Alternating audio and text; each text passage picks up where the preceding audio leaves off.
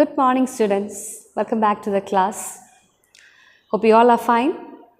Let's move on with the ideologies of Plato, the great Greek philosopher. As we mentioned, Plato നമ്മൾ കാണുന്നത് ഒരു idealist ആയിട്ടാണ്, മോറലിസ്റ്റ് ആയിട്ടാണ്, ഒരു റാഷണലിസ്റ്റ് ആയിട്ടാണ്. വളരെ ശക്തമായി ഗുരുവിന് പിന്നാലെ അദ്ദേഹത്തിൻ്റെ പാത പിന്തുടരുന്ന, തൻ്റെ മുന്നിൽ കാണുന്ന എല്ലാത്തിലെയും സത്യത്തെ അന്വേഷിക്കുന്ന, സ്വത്വത്തെ അന്വേഷിക്കുന്ന, എന്നാൽ അതേസമയം തന്നെ പെർഫെക്റ്റ് ആയിട്ടുള്ളൊരു വേൾഡ് മുന്നിൽ കാണുന്നില്ല, അതെല്ലാം കറപ്റ്റഡ് ആണെന്ന് തുറന്ന് പറയുന്ന ഒരാളായിട്ടാണ് നമുക്ക് പ്ലേറ്റോനെ കാണാനായിട്ട് സാധിക്കുന്നത്. അതേ കാണുന്ന എല്ലാ ആശയങ്ങളിലും ഇൻപുട്ട് ചെയ്യാനായിട്ടും അതിലെ ശരിതെറ്റുകളെ അവലോകനം ചെയ്യാനായിട്ടൊക്കെ പ്ലേറ്റോ ശ്രമിക്കുന്നത് കാണാനായിട്ട് സാധിക്കും, as well as in literature also. So literature basically, what is literature? Literature definitely reflects life, അല്ലേ? ലൈഫ് എന്താണോ അതിനെ റിഫ്ലക്റ്റ് ചെയ്യുന്നതാണ് സാഹിത്യം. സാഹിത്യം ബേസിക്കലി എന്താണ്? It is part of art. കല വാക്കുകളിലൂടെ പ്രകടിപ്പിക്കുന്ന ഒന്നാണ് സാഹിത്യം എന്ന് പറയുന്നത്, അല്ലേ? വാക്കുകളിലൂടെ പ്രകടമാകുന്ന കലയാണ് നമ്മൾ സാഹിത്യം എന്ന് പറയുന്നത്. അപ്പോൾ കല പലതരത്തിലുണ്ട്. സംഗീതത്തിലൂടെ, നൃത്തത്തിലൂടെ, അഭിനയത്തിലൂടെ, ശില്പങ്ങളിലൂടെ, അല്ലേ? കല്ലിൽ നല്ല മനോഹരമായിട്ടുള്ള കല നമ്മൾ കാണുന്നത് എങ്ങനെയാണത് ശില്പമായിട്ട് മാറുമ്പോഴാണ്. അല്ലെങ്കിൽ നല്ല നിറങ്ങളിലൂടെ നമുക്ക് കലയെ കാണാനായിട്ട് സാധിക്കും, through painting. So literature is expressed through many means. It can be expressed in words, in colors, in stones, through symphony and all that. അപ്പോൾ ഈ പറയുന്ന കലകളിലെ ഇംപെർഫെക്ഷൻസിനെ കുറിച്ചിട്ടാണ്, അല്ലെങ്കിൽ വളരെ കൺവീനിയൻ്റ് ആയിട്ട് പറയുകയാണെങ്കിൽ പ്ലേറ്റോയുടെ ഏറ്റവും ഇമ്പോർട്ടൻ്റ് ആയിട്ടുള്ള, ഏറ്റവും ഗ്രാൻഡ് ആയിട്ടുള്ള അദ്ദേഹത്തിൻ്റെ തോട്ടായിട്ട് പറയുന്നത് അദ്ദേഹത്തിൻ്റെ തിയറി ഓഫ് ഐഡിയാസിനെ കുറിച്ചിട്ടാണ്. എന്താണ് theory of ideas? Theory, as we mentioned earlier, theory basically means A kind of thought. ഒരു ചിന്തയാണ്, ഒരു ഐഡിയയാണ്, തോട്ടാണ് തിയറി എന്ന് പറയുന്നത്. അപ്പോൾ പ്ലേറ്റോയ്ക്ക് തോന്നിയിട്ടുള്ള ഒരു ചിന്തയെക്കുറിച്ചിട്ടാണ് അദ്ദേഹം പറയുന്നത്. പ്ലേറ്റോയ്ക്ക് ഉണ്ടായിട്ടുള്ള ചിന്ത എന്ന് പറയുമ്പോൾ ചിന്തകളെക്കുറിച്ചുള്ള അദ്ദേഹത്തിൻ്റെ ചിന്തയാണ് നമുക്ക് theory of idea or theory of mimesis എന്ന് പറഞ്ഞ് നമ്മൾ കാണുന്നത്. Mimesis means imitation, mimicry, mimesis, imitation. അപ്പോൾ തിയറി ഓഫ് ഇമിറ്റേഷൻ എന്നുള്ള പേരിൽ നമുക്ക് കാണാനായിട്ട് സാധിക്കും. അപ്പോൾ പരീക്ഷയ്ക്ക് എങ്ങനെയും ചോദ്യം വരാം, what is meant by theory of mimesis, what is meant by theory of ideas or Plato's theory of imitation? മൂന്നും ഒന്ന് തന്നെയാണ്. As we mentioned earlier, Plato believed in two realities. He has this concept, okay, there are two kinds of realities. One, which is an ideal one.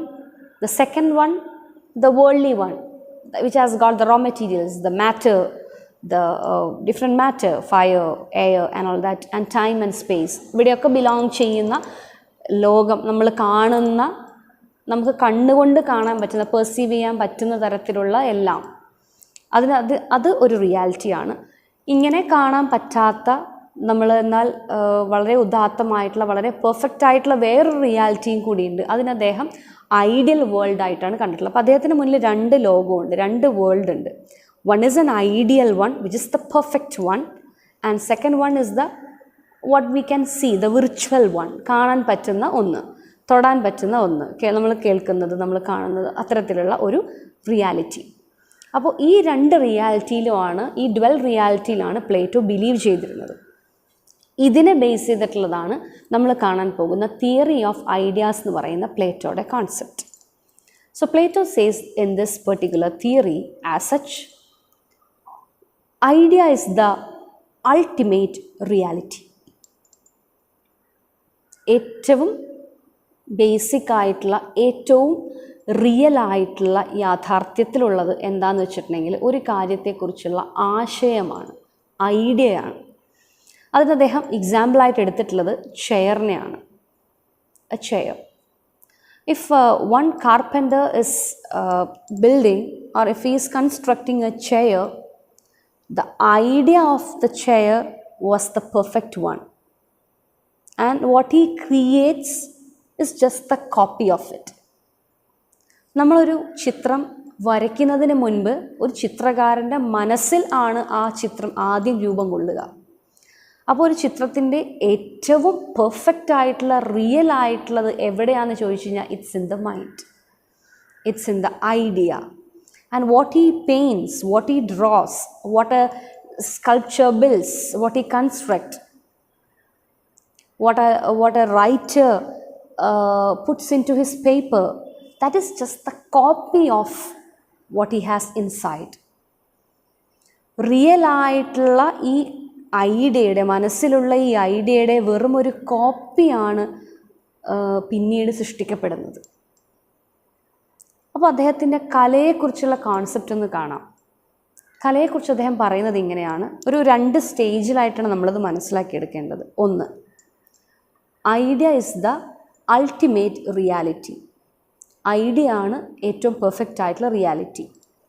അപ്പോൾ ഉദാഹരണത്തിന് നമുക്കൊരു മരം എടുക്കാം. മരം, a tree. The concept of the tree is in the mind, it is in the idea. And what we see, നമ്മൾ കൺമുന്നിൽ കാണുന്ന ഒരു മരം എന്ന് പറയുന്നത് അതെന്താണ്? അത് ഈ ഐഡിയയുടെ ഒരു കോപ്പി മാത്രമാണ്. അപ്പോൾ റിയാലിറ്റിയിൽ നിന്നും അത് ഒരു തവണ മാറ്റം സംഭവിച്ചു കഴിഞ്ഞു.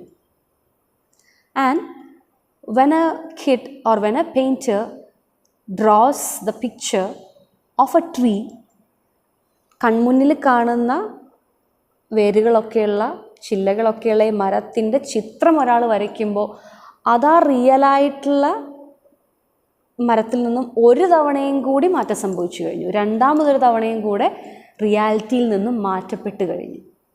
അപ്പോൾ ചിത്രം എന്ന് നമ്മൾ ഈ കാണിച്ചു തരുന്ന കലയെ ഇങ്ങനെ ആൾക്കാർ ഒരുപാട്, as we know that Athenian ആർട്ടും ആർക്കിടെക്ചറും ഒക്കെ എല്ലാം അതിൻ്റെ പെർഫെക്ഷനിൽ നിൽക്കുന്നൊരു ടൈമിലാണ് പ്ലേറ്റോ ആർട്ടിനെ ക്രിട്ടിസൈസ് ചെയ്യുന്നത്, പ്ലേറ്റോ ആർട്ടിനെ വിലയിരുത്തുന്നത്, അനലൈസ് ചെയ്യുന്നത്, ആർട്ടിലുള്ള പാകപ്പിഴകളെ. അപ്പോൾ ഈ വരച്ചു വെച്ചിരിക്കുന്ന മരം എന്ന് പറയുന്നത് 2 തവണ റിയാലിറ്റിയിൽ നിന്ന് മാറ്റം സംഭവിച്ചതാണ്. That's why it will be an imperfect one എന്നാണ് പ്ലേറ്റോ പറയുന്നത്. Art as in different way. Art in colours, he mentions about painting. Art in words, he mentions about literature. And art in stones, that he speaks about sculptures. അപ്പോൾ ഇതിലൊക്കെ കാണുന്നത്, ആർക്കിടെക്ചറിലാണെങ്കിൽ നമ്മൾ കാണാൻ സാധിക്കുന്നത് മനോഹരമായിട്ടുള്ള ഇത്തരം കൊത്തുപണികളും ശില്പങ്ങളും ഒക്കെ തന്നെയാണ്. അപ്പോൾ ഈ പണിത് വെച്ചിരിക്കുന്നതിൻ്റെ യഥാർത്ഥ രൂപം എവിടെയാണുള്ളത്? The perfect world lies in the mind, it is in the idea. അത് അവിടെ പണിയുന്നതിന് മുന്നേ അയാളുടെ മനസ്സിലുണ്ടായിട്ടുള്ള ഐഡിയ ആണ് ഏറ്റവും പെർഫെക്റ്റ് ആയിട്ടുള്ളത്. അത് അയാൾ പണിത് കഴിഞ്ഞപ്പോഴത്തേക്കും അത് ഒരു തവണ റിയാലിറ്റിയിൽ നിന്ന് മാറ്റം സംഭവിച്ചു കഴിഞ്ഞു. It is once removed from the reality. And one poet, if he speaks about, if he praises this beautiful architecture, wow, such a grand architecture that I'm seeing എന്ന് പറഞ്ഞ ഒരാൾ മനോഹരമായിട്ട് അതിനെക്കുറിച്ചൊരു കവിത പാടുകയോ അതിനൊരു ചിത്രം ഒരാൾ വരച്ചു വയ്ക്കുകയോ ചെയ്യുമ്പോൾ അതെന്തായി മാറി? അത് ഒരു തവണയും കൂടെ റിയാലിറ്റിയിൽ നിന്നും മാറ്റം സംഭവിച്ച് കഴിഞ്ഞതായി മാറി. It will B twice removed from the reality. മുന്നിൽ കാണുന്ന കോൺക്രീറ്റ് സ്ട്രക്ചർ എന്ന് പറയുന്നത് ഒരു തവണ മാറ്റം സംഭവിച്ചതാണെങ്കിൽ അതിൽ നിന്ന് വീണ്ടും മാറ്റം സംഭവിച്ചതായി മാറും ഈ കല എന്ന് പറയുന്നത്. ഇങ്ങനെയുള്ള കല മനുഷ്യരെ റിയാലിറ്റിയിൽ നിന്നും അകറ്റി നിർത്തും, അവരെ ഇംപെർഫെക്റ്റ് ആയിട്ട് അല്ലെങ്കിൽ അവരെ മിസ്ലീഡ് ചെയ്യുമെന്നാണ് പ്ലേറ്റോ വിശ്വസിച്ചിരുന്നത്. അതുകൊണ്ട് തന്നെ കലയ്ക്ക് ആവശ്യമായ 2 മാനദണ്ഡങ്ങൾ, 2 ഫങ്ഷൻസ് പ്ലേറ്റോ എടുത്തു പറയുന്നു. Through which he had judged all the human endeavors, the 2 functions of art. These 2 functions should be advocated by art, otherwise the art is not at all accepted എന്നാണ് Plato പറഞ്ഞിട്ടുള്ളത്. ഏതാണ് ഈ 2 കാര്യങ്ങൾ കല ചെയ്യേണ്ടത്? സംഗീതമായിക്കോട്ടെ, നൃത്തമായിക്കോട്ടെ, painting ആയിക്കോട്ടെ, ഒരു മനോഹരമായിട്ടുള്ള ശില്പമായിക്കോട്ടെ, ഒരു നല്ല കവിതയായിക്കോട്ടെ, ഒരു കഥയായിക്കോട്ടെ, ഡ്രാമയായിക്കോട്ടെ, വാട്ട് എവർ ഇറ്റ് ഈസ്, അത് ചെയ്യേണ്ട 2 ധർമ്മങ്ങളെക്കുറിച്ച് അദ്ദേഹം പറയുന്നുണ്ട്. That is first one, to mould a character. ഒരു വ്യക്തിയെ നന്നാക്കാനായിട്ടുള്ള ഉത്തരവാദിത്വം, കമ്മിറ്റ്മെൻറ്റ് എന്തിനുണ്ട്? കലയ്ക്കുണ്ട്. രണ്ടാമത്, for the well being, to promote the well being of the state. State he means country. As we mention, Greek എന്ന് പറയുന്നത് ഡിഫറെൻറ്റ് കൺട്രി സ്റ്റേറ്റ് ആയിട്ടാണ്, സിറ്റി സ്റ്റേറ്റ് ആയിട്ടാണ് അവർ റൂൾ ചെയ്തിട്ടുണ്ടായിരുന്നത്. And he was in Athens. So സ്റ്റേറ്റിൻ്റെ വെൽബീയിങ്ങിന്, നാടിൻ്റെ നന്മയ്ക്ക് വേണ്ടി ഉള്ളതായിരിക്കണം കല.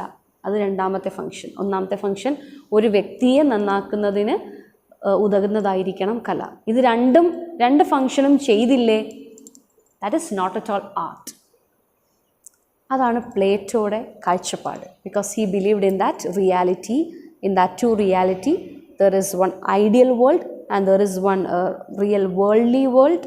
And this ideal world, it is the perfect one, it is the ultimate reality, and what we see outside, it's just the copy of it. നമ്മൾ മുന്നിൽ കാണുന്ന ഈ പ്രപഞ്ചം എന്ന് പറയുന്നത് ഈ പക്ഷികളും മരങ്ങളും ചെടികളും മനുഷ്യരും എല്ലാം എന്ത് മാത്രമാണ്? നമ്മളുടെ മനസ്സിലുള്ള ഒരു ഐഡിയയുടെ കോപ്പി മാത്രമാണെന്നാണ് അദ്ദേഹം പറഞ്ഞത്. അപ്പോൾ അതുകൊണ്ട് എന്ത് വേണം? നമ്മളുടെ ലൈഫിനെ ലൈഫ് എന്ന് പറയുന്ന, അല്ലെങ്കിൽ ഫിലോസഫി എന്ന് പറയുന്ന അദ്ദേഹത്തിൻ്റെ കാഴ്ചപ്പാടിൽ a kind of striving towards perfection. We can see the same concept in Rabindranath Tagore in his Geetanjali. Life, it should be a struggle to perfection, because we all live in a kind of imperfection. അപ്പോൾ പെർഫെക്ഷനിലേക്കുള്ള ഒരു യജ്ഞമായിരിക്കണം ജീവിതം എന്ന് പറയുന്നത്. ആ യജ്ഞത്തിൻ്റെ ഭാഗമായിട്ടാണ് Plato പറയുന്നത് നമ്മൾ perfect അല്ല, because what we see here, all these things are imperfect. അപ്പോൾ അതിനെ പെർഫെക്ഷനിലേക്ക് കൊണ്ടുവരിക. പെർഫെക്റ്റ് ആക്കാൻ പറ്റുമോ എന്നറിയില്ല, പക്ഷെ അതിനുവേണ്ടി സ്ട്രൈവ് ചെയ്യുക. ആ സ്ട്രൈവാണ് വേണ്ടത്. അത് ആര് പ്രൊവൈഡ് ചെയ്യണം? അത് എന്തിലൂടെ പ്രൊവൈഡ് ചെയ്യണം? ചുറ്റും കാണുന്ന എല്ലാത്തിലൂടെയും പ്രൊവൈഡ് ചെയ്യണം, ത്രൂ ആർട്ട് ഓൾസോ. അപ്പോൾ കലയെക്കുറിച്ചുള്ള ഇദ്ദേഹത്തിൻ്റെ വ്യൂ ഇതായിരുന്നു. ആർട്ട് എന്ന് പറയുന്നത് ഇംപെർഫെക്റ്റ് ആണ്. ഒരു തവണയല്ല, 2 തവണ. It is twice removed from reality. It is the copy of copy. വെറും കോപ്പി, ഒരു തവണ അല്ല copy of copy. It is copied from the reality. റിയാലിറ്റിന്ന് കോപ്പി ചെയ്തിട്ടുള്ള കോൺക്രീറ്റ് ഒബ്ജക്റ്റിൽ നിന്ന് വീണ്ടും കോപ്പി ചെയ്തിട്ടാണ് നമ്മൾ കലയിൽ കാണുന്നത്. ഡെഫിനറ്റ്ലി ഒരു വ്യക്തി നാശമായി കഴിഞ്ഞിട്ടുണ്ടെങ്കിൽ ഒരു നാടിന് മുഴുവൻ അത് നാശമായിട്ട് ഭവിക്കും. അതുകൊണ്ട് അദ്ദേഹം ആ 2 ഫങ്ഷൻസിനെ കുറിച്ച് പറയുന്നത്, to mould the citizen as well as to promote the wellbeing of the state. ഇത് വെച്ചിട്ടാണ് അദ്ദേഹത്തിൻ്റെ ഇനിയുള്ള കാഴ്ചപ്പാടെല്ലാം അദ്ദേഹം ജഡ്ജ് ചെയ്ത് പോകുന്നത്. That's why we can see that he attack poetry. So let's go through the charges he put forward against poetry or poets. Why? What is the reason? It's because of the 3 reasons which is stated here. ഈ പറയുന്ന 3 കാര്യങ്ങൾ കൊണ്ടാണ് അദ്ദേഹം പോയറ്റ്സിന് യാതൊരു സ്ഥാനവും, അല്ലെങ്കിൽ കവികൾ ആൾക്കാരെ വഴിതെറ്റിക്കുന്നു എന്ന് അദ്ദേഹം പറയുന്നതിൻ്റെ റീസണൊക്കെ ഇവിടെയാണ് കൊടുക്കുന്നത്.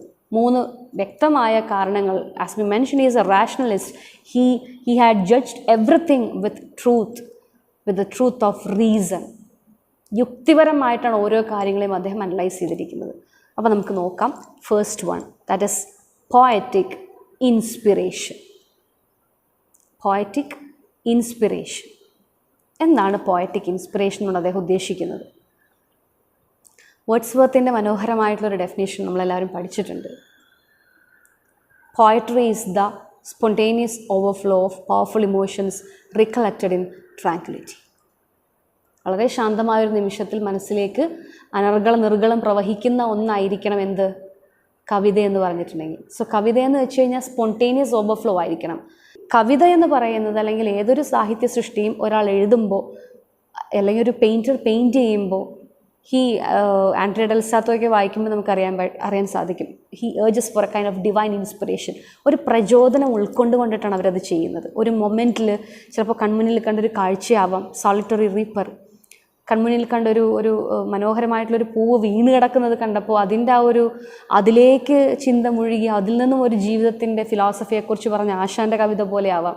So what ever it is, poets they rights from inspiration.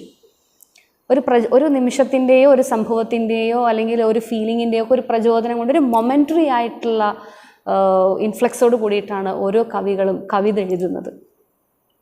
അങ്ങനെ ഒരു മൊമെൻറ്റിൻ്റെ ഇൻസ്പിറേഷനിൽ, ഇൻസ്റ്റിങ്ക്റ്റിൽ കവിത എഴുതുമ്പോൾ അവിടെ റീസൺ ഉണ്ടാകുമോ എന്നാണ് പ്ലേറ്റോ ചോദിക്കുന്നത്.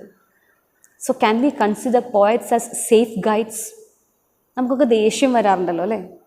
ചിലപ്പോഴൊക്കെ ദേഷ്യം വന്നു കഴിയുമ്പോൾ നമ്മൾ പറയും, അത് പെട്ടെന്ന് ദേഷ്യം വന്നുകൊണ്ടാണ്, എനിക്ക് മനസ്സിലൊന്നും ഉണ്ടായില്ല എന്ന് പറയും. ഒരു റീസണും ഇല്ലാതെ ദേഷ്യപ്പെട്ട് കഴിഞ്ഞതിന് ശേഷം നമുക്ക് ആ ദേഷ്യത്തെ ന്യായീകരിക്കാനായിട്ട് സാധിക്കില്ല എന്ന് പറയുന്ന പോലെ തന്നെ ഒരു നിമിഷത്തിൻ്റെ ഫീലിങ്ങിലാണ് കവികൾ കവിത എഴുതുന്നതെങ്കിൽ അതിൽ യുക്തി ഉണ്ടാകില്ല എന്നാണ് പ്ലേറ്റോ പറഞ്ഞത്. So let's go through that first point. The poet writes not because he has thought long over what he has to say, but because he is inspired. ചില ആൾക്കാർ പറയില്ലേ, ഞാൻ മനസ്സിലൊന്നും ഉദ്ദേശിച്ചിട്ടല്ല ഇങ്ങനെ പറഞ്ഞത്, പെട്ടെന്ന് പറഞ്ഞു പോയതാ. അപ്പം അങ്ങനെ പെട്ടെന്ന് പറഞ്ഞു പോകുന്നവരാണ് കവികൾ. അപ്പോൾ അവർ എന്തുണ്ടാവില്ല, ഒരുപാട് ചിന്തിച്ചിട്ടാവില്ല അവർ പറയുന്നുണ്ടായിരിക്കും. It's just because they are inspired. The muse suddenly fills him and makes him sing. Muse, the Greek goddesses, the power that fills one to sing, that enables one to write. ആ ഒരു കഴിവിനെ ഉദ്യോതിപ്പിക്കുന്ന ആ ഒരു ഘടകം muse, അത് വന്ന് നിറയുമ്പോഴാണ് ആ ഒരു ഡിവൈൻ ഇൻസ്പിറേഷനാണ് ഓരോരുത്തർ എഴുതുന്നത്. Can such a sudden outpouring of the soul can be a reliable substitute for truths based on reason?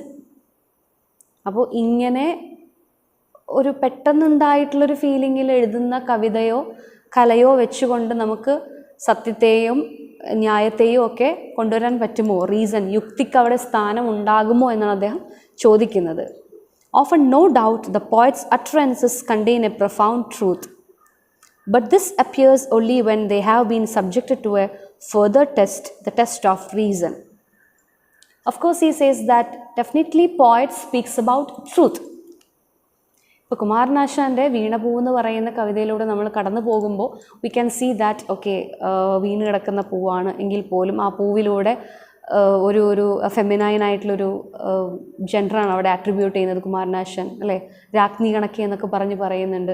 Beautiful ആയിട്ട്, അല്ലെങ്കിൽ എലജി റിട്ടേൺ എ കൺട്രി ചേർച്ച എന്ന് പറയുന്നൊരു പോയത്തിൽ, അല്ലെങ്കിൽ ഓട്ട് ടു ഓട്ടം എന്ന് പറയുന്ന കീറ്റ്സിൻ്റെ മനോഹരമായിട്ടുള്ള കവിതയിലൊക്കെ നമുക്ക് ലൈഫ് എന്ന് പറയുന്നതിൻ്റെ ഡിഫറെൻറ്റ് സീസൺസിലൂടെ കടന്നു പോയിട്ട് അവസാനം ഓട്ടം സീസണിൽ എത്തി നിൽക്കുകയാണ്. So poet speaks about human life in general. പോയറ്റിൻ്റെ തന്നെ കീറ്റ്സിൻ്റെ തന്നെ ലൈഫിൻ്റെ ആ ഒരു പെർട്ടിക്കുലർ ആയിട്ടുള്ള മൊമെൻറ്റിനെ കുറിച്ച്, അധികം വൈകാതെ രാത്രിയാകും എന്ന് പറയുന്ന ആ ഒരു ടൈമിനെ കുറിച്ചിട്ടാണ് അദ്ദേഹം വളരെ ഫ്രൂട്ട്ഫുൾ ആയിട്ടുള്ള, അല്ലേ? രണ്ട് ഭാഗവും പറയുന്നുണ്ട്, ഒരു കോയിൻ്റെ രണ്ട് സൈഡും പറയുന്നുണ്ട്. ഓട്ടം സീസൺ എന്ന് പറയുമ്പോൾ അതിൻ്റെ ഏൻഷ്യൻ ടേം ആയിട്ടുള്ള ഹാർവെസ്റ്റ്, ഏറ്റവും ഫ്രൂട്ട്ഫുൾ ആയിട്ടുള്ള ടൈം, ഏറ്റവും മെച്യൂർഡ് ആയിട്ടുള്ള ടൈമിനെ കുറിച്ചും അദ്ദേഹം പറയുന്നുണ്ട്. അതുപോലെ തന്നെ അതിൻ്റെ വേറൊരു കൊളോക്കിയലായിട്ടുള്ള ടേമായിട്ടുള്ള ഫോളിനെ കുറിച്ചും അദ്ദേഹം പറയുന്നുണ്ട്. പൊഴിയാറായി, ഇല പൊഴിഞ്ഞ് തുടങ്ങുന്ന സമയമാണ്, അതായത് മരണം അടുക്കാറായി എന്നുള്ള ആ ഒരു അദ്ദേഹത്തിൻ്റെ ലൈഫിനെ ഓട്ടോബയോഗ്രഫിക്കലായിട്ട് കണക്ട് ചെയ്യുന്ന ഒരു ടൈമായിട്ടും കൂടെ ഓട്ടത്തിനെ ആട്രിബ്യൂട്ട് ചെയ്യുന്നുണ്ട്. So definitely it's okay that poet speaks about A profound truth. മരണത്തെക്കുറിച്ച് പറയുന്നതൊക്കെ സത്യമാണ്. മരണം എന്ന് പറയുന്നത് റിച്ചോ പൂറോ നോക്കിയിട്ടൊന്നല്ല വരുന്നത്, അല്ലെങ്കിൽ ഓക്കെ ഒരുപാട് എഡ്യൂക്കേറ്റഡ് ആണോ അൺഎഡ്യൂക്കേറ്റഡ് ആണോ ഫെയർ ആണോ നോക്കിയിട്ടല്ല മരണം വരുന്നത്. മരണം എല്ലാവരെയും ഒരുപോലെ തന്നെ കൊണ്ടുപോകുന്നു എന്നുള്ള ചില സത്യങ്ങളെയൊക്കെ, ജീവിതത്തെക്കുറിച്ച്, അമ്മ എന്ന സത്യത്തെക്കുറിച്ച്, സ്നേഹം എന്നതിനെക്കുറിച്ചൊക്കെ കവികൾ പറയുന്നത് ശരിയായിരിക്കാം.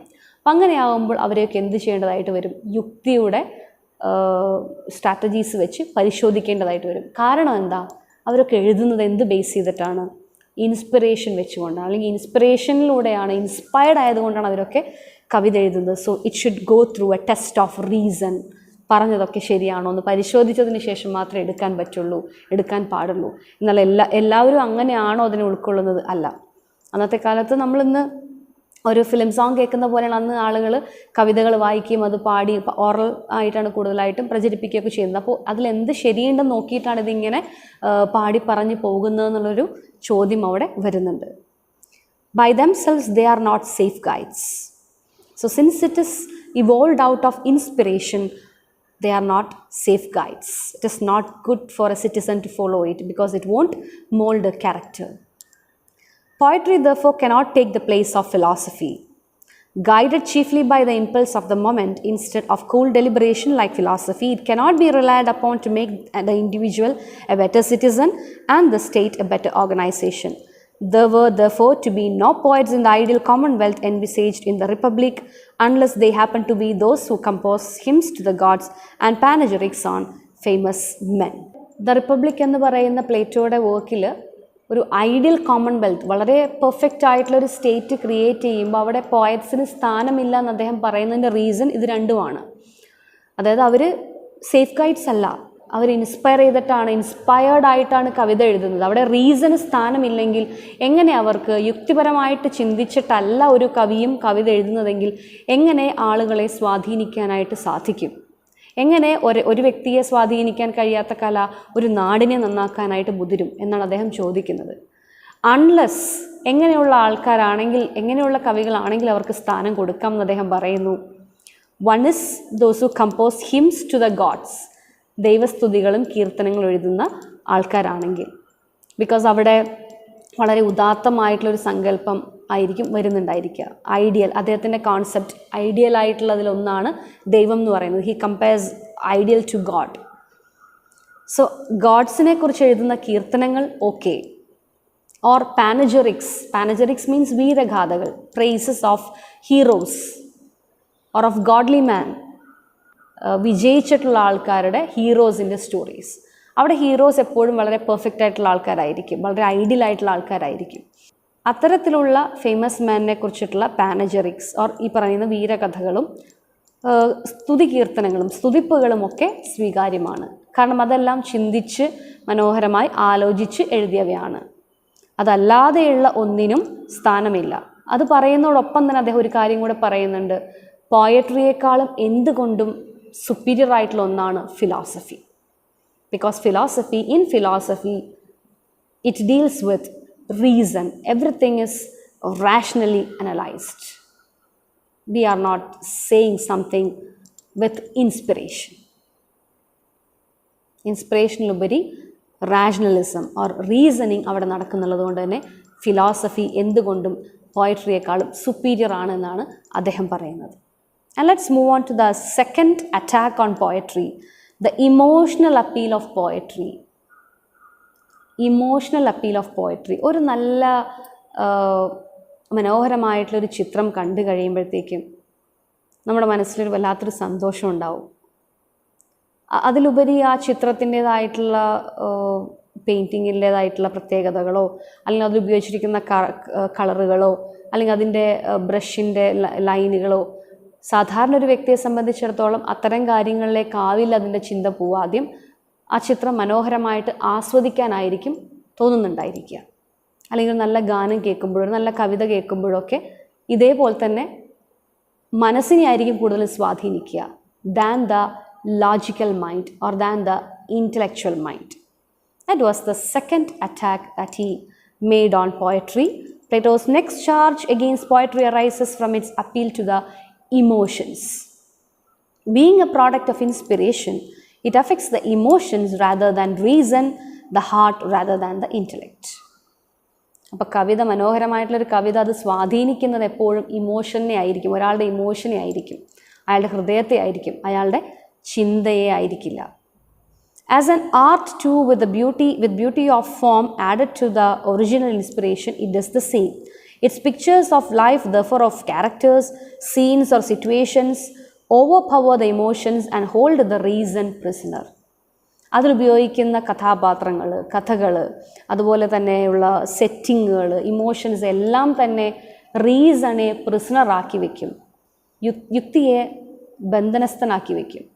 പകരം എന്തുണരും? ഇമോഷൻ മാത്രം, വികാരം മാത്രം വരും. ചിരിക്കുകയോ കരയുകയോ അത്തരത്തിലുള്ള വികാരങ്ങൾക്ക് മാത്രം സ്ഥാനമുള്ളതായിട്ട് തീരും, യുക്തിക്ക് സ്ഥാനമില്ലാതെയായി പോകും. Now emotions, being just impulses of the moment like the poetic inspiration mentioned above, cannot be such safeguards as reasons, which considers everything coolly before allowing itself to move in any direction. Plato illustrates this with reference to the tragic poetry of his age, in which weeping and wailing were indulged to the full to move the hearts of the spectators. അദ്ദേഹത്തിൻ്റെ ഈ ഒരു emotional appeal എന്ന് പറയുന്ന ഭാഗത്ത് പ്രധാനമായിട്ടും എടുത്തു പറയുന്നതിൻ്റെ reason അദ്ദേഹത്തിൻ്റെ കാലഘട്ടത്തിലുണ്ടായിരുന്ന ട്രാജഡി എന്ന് പറയുന്ന ആ ഒരു ഡ്രമാറ്റിക് ആർട്ട് ഫോമിൽ ഉപയോഗിച്ചിരുന്ന എക്സസീവായിട്ടുള്ള വീപ്പിംഗ് ആൻഡ് വെയിലിംഗ് കാരണമാണ്. ആളുകളുടെ ഇമോഷനെ പിടിച്ചിരുത്താൻ അല്ലെങ്കിൽ ആളുകളെ പിടിച്ചിരുത്താനും അവരെ ഇമോഷണലി ഇതിലേക്ക് ഇൻവോൾവ് ചെയ്യിപ്പിക്കാനുമായിട്ട് ഓവറായിട്ട് വീപ്പിങ്ങും വെയിലിങ്ങും ഒക്കെ, കരച്ചിലും നിലവിളികളും ഒക്കെ ട്രാജഡിയിൽ കൊണ്ടുവന്നിരുന്നു. അപ്പോൾ ഇത് കാണാൻ ചെന്നിരിക്കുന്ന ആൾക്കാർ എന്ത് ചെയ്യുന്നു? അവരും കൂടെ കരയുകയും സങ്കടപ്പെടുകയൊക്കെ ചെയ്യുന്ന ഒരു അവസ്ഥയിലേക്ക് എത്തുന്നു. അപ്പോൾ ഇത്തരത്തിൽ ആൾക്കാരെ പിടിച്ചിരുത്താൻ വേണ്ടിയിട്ടാണ് ഇവർ ഈ തരത്തിലുള്ള മിസ്ലീഡിങ്, റീസണബിൾ അല്ലാത്ത തരത്തിലുള്ള ഇമോഷൻസിനെയൊക്കെ കാണിക്കാനായിട്ട് തുടങ്ങിയത്, ഒരു പ്രഹസനം എന്നോണം കാണിക്കാനായിട്ട് തുടങ്ങിയത്. Only a few, he complains in the Republic, can realize the baneful effects of this. For if we let our own sense of pity grow strong by feeding upon the griefs of others, it is not easy to restrain in the case of our own sufferings. അദ്ദേഹം ഇതിനെ എതിർക്കുന്നതിൻ്റെ മെയിനായിട്ടുള്ള reason ഈ പറയുന്ന ട്രാജഡിയിൽ വീപ്പിങ്ങും വെയിലിങ്ങും ഒക്കെ കാണുന്നത് കൊണ്ട് സ്പെക്ടേറ്റേഴ്സിന് എന്താണ് ദോഷം എന്ന് ചോദിച്ചിട്ടുണ്ടെങ്കിൽ, ഇത് റിപ്പീറ്റഡ്ലി കാണുന്ന ആൾക്കാർക്ക് സ്വന്തം ഇമോഷൻസിനെ റിസ്ട്രെയിൻ ചെയ്യാനായിട്ടുള്ള കഴിവ് നഷ്ടപ്പെടും എന്നാണ് അദ്ദേഹം പറയുന്നത്. അതായത് ചെറിയ കാര്യങ്ങളിൽ ഇത്രയും എക്സസീവായിട്ടുള്ള ഇമോഷൻസിനെ കാണിക്കുന്ന ഒരു കലയുണ്ടെങ്കിൽ അത് കണ്ടുവരുന്ന തലമുറ അവരവരുടെ ലൈഫിലെ വലിയ വലിയ പ്രശ്നങ്ങൾ വരുമ്പോൾ അതിനെ അഭിമുഖീകരിക്കാനുള്ള, അതിനെ കൺട്രോൾ ചെയ്യാനുള്ള, റിസ്ട്രെയിൻ ചെയ്യാനുള്ള കഴിവില്ലാതെ അവിടെ അൺകൺട്രോളബിളായിട്ട് ഇമോഷനെ കൺട്രോൾ ചെയ്യാതെ, റീസണബിളായിട്ട് തിങ്ക് ചെയ്യാതെയായിട്ട് മാറും. അങ്ങനെ ഓരോരുത്തരും മാറിക്കഴിയുമ്പോൾ ഓരോ കലയുടെ ഗുണം എന്തായിരിക്കണം, കലയുടെ ധർമ്മം എന്തായിരിക്കണം, ഒരു സിറ്റിസനെ മോൾഡ് ചെയ്യുക എന്നുള്ളതാണ്. ആ മോൾഡിങ് അവിടെ നടക്കാതെ വരികയും സിറ്റിയുടെ, കൺട്രിയുടെ ആ ഒരു വെൽഫെയർ അതും സംഭവിക്കാതെ പോവുകയും ചെയ്യും. മെല്ലെ ആ നാട് നശിച്ചു പോവുകയും ചെയ്യും. അപ്പോൾ ഒരു പെർഫെക്റ്റ് കോമൺവെൽത്ത് ക്രിയേറ്റ് ചെയ്യണമെങ്കിൽ അതിലെ കല ഒരിക്കലും ഇങ്ങനെ എല്ലാം എക്സാജറേറ്റ് ചെയ്ത് കാണിക്കുന്ന ഒന്ന് ആയിരിക്കരുതെന്ന് അദ്ദേഹം പറയുന്നു.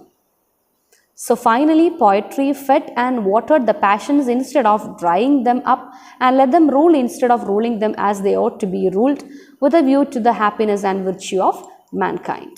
അപ്പോൾ മനുഷ്യൻ്റെ ഉള്ളിലെ ദുഃഖത്തെയും അവൻ്റെ ഈ പറയുന്ന സങ്കടങ്ങളെയും ഡ്രൈ ചെയ്ത് കളയേണ്ട, അതിനെയൊക്കെ അടക്കി നിർത്തേണ്ട കല അതിനെ വെള്ളമൊഴിച്ച് വളർത്തിക്കൊണ്ട് വരികയാണ് ചെയ്യുന്നത്. അപ്പോൾ എല്ലാം കൺട്രോൾ ചെയ്യണം, എല്ലാം ഫേസ് ചെയ്യണമെന്ന് പഠിപ്പിച്ചു കൊടുക്കേണ്ട കലയുടെ ധർമ്മത്തെ മറന്നുകൊണ്ട് ആ കല എന്ത് ചെയ്യുന്നു, അതിനെയൊക്കെ നശിപ്പിക്കുന്നു. കൂടുതലായിട്ടും ആളുകളെ ഇമോഷണലി മാത്രം ബെനിഫിറ്റഡ് ആക്കി മാറ്റുന്നു, അവരെ ഇൻ്റലക്ച്വലി തളർത്തിക്കളയുന്നു എന്നുള്ളൊരു വാദമാണ്, എന്നുള്ളൊരു ആർഗ്യുമെൻ്റാണ്, അറ്റാക്കാണ് അദ്ദേഹം രണ്ടാമതായിട്ട് പോയട്രിയെക്കുറിച്ച് പറയുന്നത്.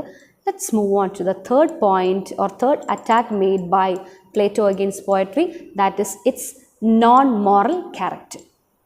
ഇപ്പം നോൺ മോറൽ ക്യാരക്ടറിൽ ഇദ്ദേഹം പറയുന്നത്, നമ്മളെപ്പോഴും ചിന്തിക്കുന്നത് നന്മ ചെയ്യുന്ന ആൾക്കാർക്ക് നല്ലതുണ്ടാവാനും തിന്മ ചെയ്യുന്ന ആൾക്കാർക്ക് ദോഷം സംഭവിക്കാനും ഒക്കെ ആയിരിക്കും. അപ്പോൾ രണ്ടിനെയും ഒരുപോലെ കൊണ്ടുപോവുകയാണെങ്കിൽ, അല്ലെങ്കിൽ രണ്ടു പേർക്കും ഉണ്ടാവുന്ന, ചില സമയങ്ങളിൽ തെറ്റ് ചെയ്യുന്നവർ നന്നായിട്ട് ജീവിക്കുകയും ശരിയായിട്ട് നന്മ ചെയ്യുന്നവർക്ക് ദുരിതം സംഭവിക്കുകയും ചെയ്യുന്നത് കാണുമ്പോൾ അത് നമ്മളെ കൂടുതലായിട്ടും തെറ്റ് ചെയ്യാനായിട്ട് പ്രേരിപ്പിക്കില്ലേ എന്നുള്ള വളരെ ന്യായമായിട്ടുള്ളൊരു ചോദ്യമാണ് പ്ലേറ്റോ മൂന്നാമത്തെ ഭാഗത്ത് ചോദിക്കുന്നത്. It's non moral character. അതായത് ട്രാജഡികൾ എടുത്ത് നോക്കുകയാണെങ്കിൽ, ട്രാജഡീസിൽ അന്നത്തെ കാലത്തെ, വീണ്ടും പറയുന്നു, ആ ഒരു ടൈമിലെ ഏറ്റവും പോപ്പുലർ ആയിട്ടുണ്ടായിരുന്ന ആർട്ട് ഫോം എന്ന് പറയുന്നത് ഡ്രമാറ്റിക് ആർട്ട് ഫോമാണ്. ട്രാജഡിയും ഉണ്ട്, കോമഡിയും ഉണ്ട്. സോ ട്രാജഡിയിൽ കൂടുതലായിട്ടും കാണാൻ സാധിക്കുന്നത് വളരെ ഗുഡായിട്ടുള്ള ഒരു ക്യാരക്ടർ, ആ ക്യാരക്ടറിന് ഒരു ദോഷം അയാളുടെ തെറ്റ് കൊണ്ടോ അയാളുടെ ഒരു അബദ്ധം കൊണ്ടോ അല്ലെങ്കിൽ ഫെയ്റ്റ് കൊണ്ടോ സംഭവിക്കുന്ന ഒരു കാര്യം മൂലം അയാളൊരു അട്ടർ കറ്റാസ്ട്രഫയിലേക്ക് വന്ന് പതിക്കുന്നു. നന്നായിട്ട് ജീവിച്ചൊരു മനുഷ്യൻ താഴേക്ക് ദുരന്തത്തിലേക്ക് വന്ന് കൂപ്പുകുത്തുന്നു. അങ്ങനെയാണ് നമ്മൾ ട്രാജഡിയിൽ കാണാനായിട്ട് സാധിക്കുന്നത്. അപ്പോൾ അതിലൂടെ എന്താ കാണിക്കുന്നത്? കല കൊടുക്കുന്ന ഒരു റോങ് ആയിട്ടുള്ള മെസ്സേജിൽ നന്നായിട്ട് ജീവിച്ചു കഴിഞ്ഞാൽ അയാൾക്ക് ദുരിതം സംഭവിക്കും. അതേസമയം തന്നെ തിന്മ ചെയ്യുന്ന ആൾക്കാർക്ക് നല്ലത് സംഭവിക്കുന്നു. അപ്പോൾ ഇങ്ങനെ കണ്ടു വളരുന്ന ഒരു സൊസൈറ്റിയിൽ, ഒരു സ്റ്റേറ്റിൽ, ഒരു കൺട്രിയിൽ വളരെയധികം ലാക്സിറ്റി, അതായത് ഡിസിപ്ലിൻ അവിടെ നശിച്ചു പോവുകയും ആളുകൾ ഇങ്ങനെയൊക്കെ ജീവിച്ചാലും രക്ഷപ്പെടാം എന്നുള്ളൊരു തോട്ടിലേക്ക് എത്തുകയും ചെയ്യുന്നു. So it will definitely affect the character of a person, of a citizen, as well as it will affect the welfare of a state എന്നുള്ളതാണ് പ്ലേറ്റോ ഈ ഭാഗത്ത് പറയുന്ന കാര്യം.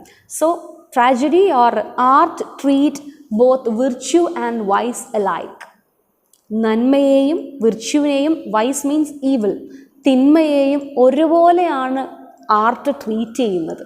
കല അവതരിപ്പിക്കുന്നത് നന്മയെയും തിന്മയെയും ഒരുപോലെയാണെന്നുള്ള വാദമാണ് ഈ ഭാഗത്ത് അദ്ദേഹം പറയുന്നത്. Finally Plato indicts poetry for its lack of concern with morality. അപ്പോൾ ഒരു മൊറാലിറ്റി ഇല്ല അവിടെ, നല്ലതായാലും ചീത്തയായാലും ഒക്കെ ഒന്ന് തന്നെ എന്നൊക്കെയുള്ള ഒരു കോൺസെപ്റ്റ് എന്ന് പറയുമ്പോൾ അവിടെ മൊറാലിറ്റിക്ക് ഭംഗം സംഭവിക്കുന്നു. രണ്ട് തരത്തിൽ നടന്നാലും ജീവിച്ചാൽ മതി എന്നുള്ള തോട്ടിലേക്ക് ആൾക്കാർ എത്തുന്നു. അവിടെ അക്രമവും കറപ്ഷനും വീണ്ടും വർദ്ധിക്കുന്നു.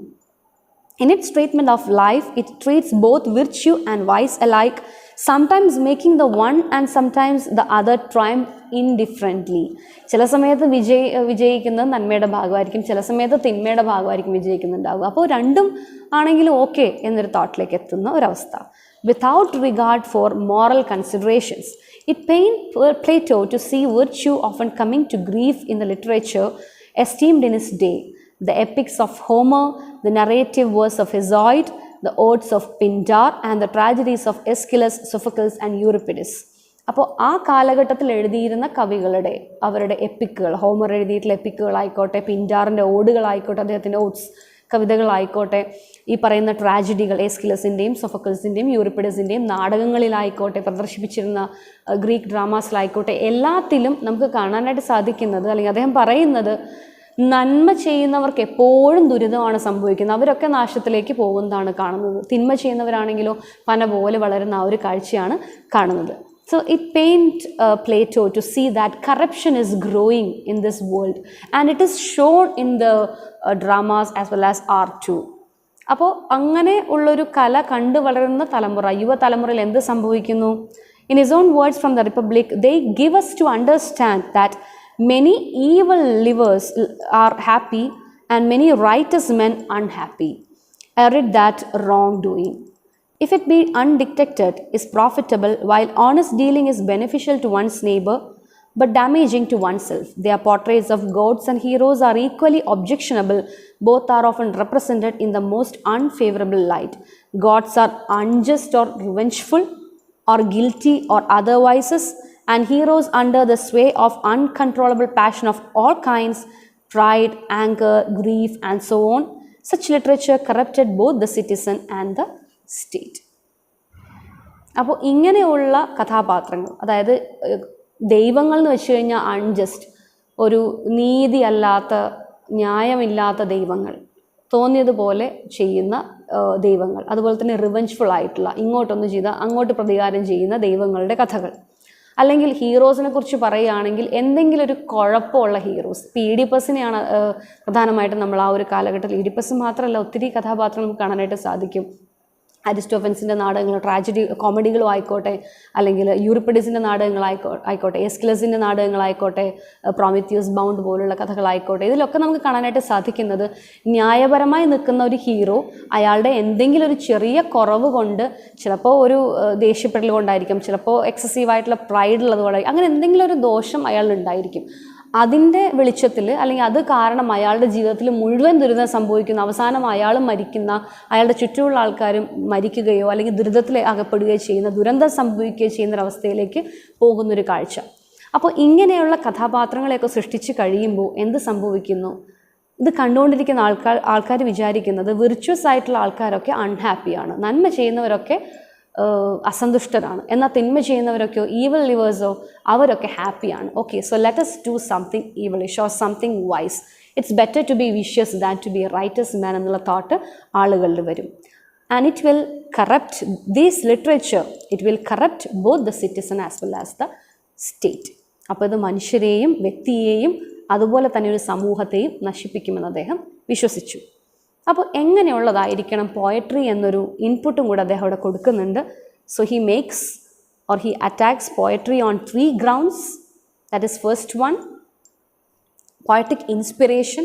Poets writes out of inspiration. Second one, emotional appeal of poetry. Poetry affects heart rather than the mind, or emotion rather than the intellectual. And the third one, it's non-moral character. That is, both the virtue and vices are treated alike. നന്മ ചെയ്തതും തിന്മ ചെയ്തതും ഒരുപോലെയാണ് treat ചെയ്യുന്നത് ഈ പറയുന്ന ലിറ്ററേച്ചറിൽ. അപ്പോൾ literature as well as art. അപ്പോൾ അടുത്ത് നമ്മൾ കാണുന്നത് ഇദ്ദേഹത്തിൻ്റെ എങ്ങനെ ആയിരിക്കണം പോയട്രി എന്നുള്ളതിൻ്റെ ഒരു കാഴ്ചപ്പാടിനെ കുറിച്ചിട്ടാണ്. ഇവിടെ അദ്ദേഹം പറയുന്നത് പോയട്രി എന്ന് പറയുന്നത് ടെസ്റ്റ് ഓഫ് റീസണിലൂടെ കടന്നു പോകണം. ആളുകളിലേക്ക് എത്തുന്നതിന് മുന്നേ തന്നെ ഇത് യുക്തിപരമാണോ, ഇതിൽ പറയുന്ന കാര്യങ്ങളൊക്കെ ശരിയാണോ എന്നുള്ള വിചിന്തനം നടത്തിയതിന് ശേഷം വേണം ആളുകളിലേക്ക് ഇത്തരം കലകളെ എത്തിക്കാനായിട്ട്. ഈ പറയുന്ന വിർച്വയും വൈസും ഒരുപോലെയാണോ ട്രീറ്റ് ചെയ്തിരിക്കുന്നത്, അല്ലെങ്കിൽ അങ്ങനെയുള്ള കലകൾ ആളുകളെ കാണിക്കാനായിട്ട് പാടുള്ളതല്ല. അപ്പം അങ്ങനെ ഉണ്ടാകുമ്പോൾ ബെറ്റർ ആയിട്ടുള്ളൊരു സിറ്റിസൺ മോൾഡ് ചെയ്ത് വരില്ല, ബെറ്റർ ആയിട്ടുള്ളൊരു സ്റ്റേറ്റും അതിലൂടെ ഡെവലപ്പ് ചെയ്യില്ല. And as per he mentioned earlier, ഈ പറയുന്ന രണ്ട് കാര്യങ്ങളും ഡെഫിനറ്റ്ലി ഉണ്ടായിരിക്കണം. To mould a citizen as well as to promote the welfare of a state definitely ഉണ്ടായിരിക്കണം. അതോടൊപ്പം തന്നെ അദ്ദേഹം പറയുന്നത് a poet is a good artist only in so far as he is a good teacher. ഒരു poet എന്ന് പറയുന്നത് ഒരു ആർട്ടിസ്റ്റിലുപരി, ഒരു കലാകാരൻ എന്നതിലുപരി ഒരു നല്ല ടീച്ചറായിരിക്കണം, നല്ല അധ്യാപകനായിരിക്കണം. ആളുകൾക്ക് നല്ലതും ചീത്തയും ഒക്കെ പറഞ്ഞു കൊടുക്കുന്ന ഒരാളായിരിക്കണം, ഒരു ടീച്ചറായിരിക്കണം ഒരു പോയറ്റ് എന്ന് വെച്ച് കഴിഞ്ഞാൽ. So definitely he says that അങ്ങനെയുള്ള ആളുകൾക്ക് മാത്രമേ എന്താക്കാനായിട്ട് സാധിക്കുകയുള്ളൂ, ഒരു നല്ല സിറ്റിസനെ ക്രിയേറ്റ് ചെയ്യാനായിട്ട്, അതിലൂടെ സ്റ്റേറ്റിനെ ബെറ്ററാക്കി കൊണ്ടുവരാനായിട്ട് സാധിക്കുകയുള്ളൂ. പ്ലേറ്റോയുടെ ഈ പറയാൻ പോകുന്ന കാഴ്ചപ്പാട് വളരെയധികം ഇമ്പോർട്ടൻ്റ് ആണ്. ബിക്കോസ് ഇദ്ദേഹത്തിൻ്റെ തൊട്ട് പിന്നാലെ വരുന്ന അരിസ്റ്റോട്ടലിൻ്റെ കാഴ്ചപ്പാടുമായിട്ട് നല്ല വ്യത്യാസമുള്ള ഒരു കോൺട്രഡിക്റ്റ് ചെയ്ത് നിൽക്കുന്നൊരു കാഴ്ചപ്പാടാണ് ഈ പറയാൻ പോകുന്നത്. As per Plato, art is to teach. So the function of art is to teach. കലയെന്ന് വെച്ച് കഴിഞ്ഞാൽ ഒരു നല്ല ഭംഗിയുള്ളൊരു പൂവ് കണ്ടു കഴിഞ്ഞിട്ടുണ്ടെങ്കിൽ അവിടെ നമ്മൾ ആ പൂവിൻ്റെ ചിത്രം അത് നമ്മളെ കൊണ്ട് ചിന്തിപ്പിക്കുകയായിരിക്കണം ചെയ്യേണ്ടത്, ഒരിക്കലും ആ പൂവിനെ ആസ്വദിക്കാനായിട്ട് പാടുള്ളതല്ല. പ്ലഷർ എന്ന് പറയുന്നത് സെക്കൻഡറി ആണ്. Pleasure, even of the highest kind, ranks low in Plato scale of values. Secondary പോലും അല്ല, he ranks it as the lowest one. ആസ്വാദനം എന്ന് പറയുന്നത്, കല ആസ്വാദനം എന്ന് പറയുന്നത് പ്ലേറ്റോയുടെ റാങ്കിങ്ങിൽ വളരെ ലോ ആയിട്ട് കിടക്കുന്ന ഒരു കാര്യമാണ്. ഒരു കാര്യത്തെ ഒരു നല്ല ഡ്രാമ കണ്ട് കഴിയുമ്പോഴത്തേക്കും അതിലൂടെ സ്വാംശീകരിക്കേണ്ട കുറേ ഗുണങ്ങളുണ്ടായിരിക്കണം. ഒരു കവിത കേട്ട് കഴിയുമ്പോൾ, ഒരു പാട്ട് കേട്ട് കഴിയുമ്പോൾ അതിലൂടെ നമുക്ക് എന്തെങ്കിലും ഒരു മെസ്സേജ് തരുന്നതായിരിക്കണം. ഒരു ചിത്രം കണ്ടു കഴിയുമ്പോൾ ആ ചിത്രം നമ്മളെ കൊണ്ട് ചിന്തിപ്പിക്കുന്നതായിരിക്കണം. ഓക്കെ, ഇങ്ങനെ ആയിരിക്കണം ഒരു നല്ല മനുഷ്യൻ, ഇങ്ങനെ ആയിരിക്കണം ഒരു നല്ല സ്റ്റേറ്റ് ഉണ്ടാക്കേണ്ടത് എന്ന് പറഞ്ഞ് ആളുകളെ ചിന്തിപ്പിക്കുകയും ആളുകളെ ബെറ്റർ ആയിട്ടുള്ളൊരു ഐഡിയൽ സ്റ്റേറ്റ് ക്രിയേറ്റ് ചെയ്യാനായിട്ട്, ഈ ലോകം അങ്ങനെ ഒരു ഹെവനാക്കി മാറ്റാനായിട്ട് അവരെ പ്രോത്സാഹിപ്പിക്കുകയും ചെയ്യേണ്ടതായിരിക്കണം ഒരു നല്ല കലയെന്ന് വെച്ച് കഴിഞ്ഞാൽ, ഒരു നല്ല കവി എന്ന് പറഞ്ഞു കഴിഞ്ഞാൽ. So A better poet should be A best, shouldn't B an artist, he should be A teacher along with his artistic ability. Pleasure is ranked low in Plato's scale of values. According to Plato, art is to teach. ഈ പറഞ്ഞുകൊണ്ട് നമുക്ക് ഇന്നത്തെ class അവസാനിപ്പിക്കാം. Let's go on with his attacks on drama. So his attacks means his concept. As we mentioned, he is a moralist, he is a rationalist, he is an idealist. He wanted to create a perfect place in this world. അതുകൊണ്ട് മാത്രമാണ് ഇത്രയും രൂക്ഷമായിട്ട് അദ്ദേഹം കലയെ വിമർശിക്കുന്നതും കലയിലെ പല തെറ്റുകുറ്റങ്ങളെയും എടുത്തു കാണിക്കുന്നതും. അപ്പം അദ്ദേഹത്തിൻ്റെ നാടകത്തെക്കുറിച്ചുള്ള, ഡ്രാമയെക്കുറിച്ചുള്ള കാഴ്ചപ്പാടുകൾ നമുക്ക് നെക്സ്റ്റ് ക്ലാസ്സിൽ കാണാം. So all of you go through the portions, revise the lessons and all that. See you in the next class. Till then, all of you take care, be safe. Bye.